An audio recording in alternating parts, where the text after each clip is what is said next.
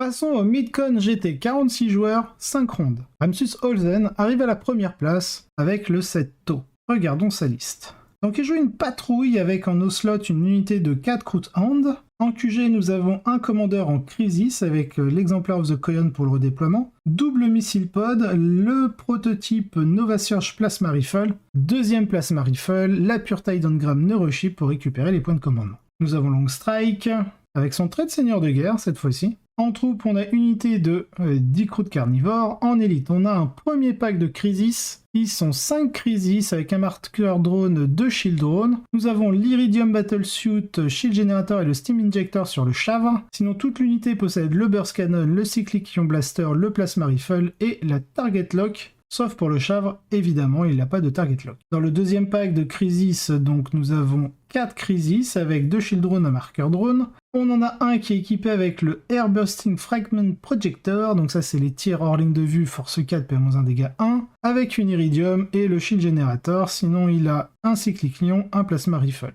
Pour le reste des Crisis dans l'unité, nous avons Burst Cannon, Cyclic Ion Blaster, Plasma Rifle et la Target Lock. En attaque rapide, nous retrouvons 2 autres unités de 4 chiens croûtes.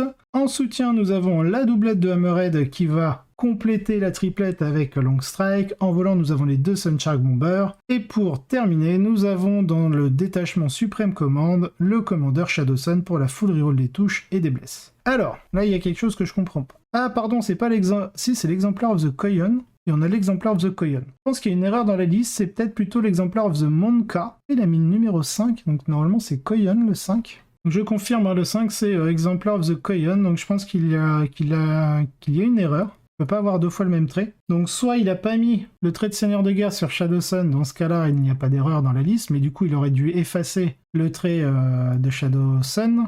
Ou alors c'est juste une erreur d'écriture. Alors il gagne quand même 72 à 70, donc la partie était très serrée contre Anders Jarlvig en Tyrannide. Rasmus fait une belle démonstration avec l'une des meilleures versions actuelles du tau, à savoir la construction du 7 tau. Beaucoup de coques dangereuses, de grandes équipes de Crisis et un minimum de croûtes sacrifiées pour faire avancer les choses. Très vulnérable si l'ennemi prend le dessus sur elle, mais si elle est bien jouée, elle a les dégâts nécessaires pour percer les cibles les plus difficiles, comme elle l'a prouvé en battant des Tyrannides en finale.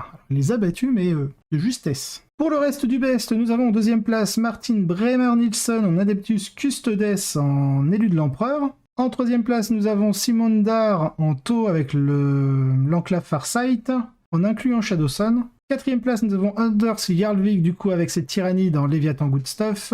En cinquième place, nous avons Søren Lohmann en Craftworld, donc en Ultway Good Stuff avec la colère de Cain. En sixième place, nous avons Frédéric Larsen en Adeptas Sororitas Bloody Rose Good Stuff. En septième place, nous avons Kilipask en Tyrannide en Léviathan Good Stuff. Et en huitième place, nous retrouvons Morten Herbie en Creation of Bill avec Abaddon et une petite unité de Terminator et de Possédé.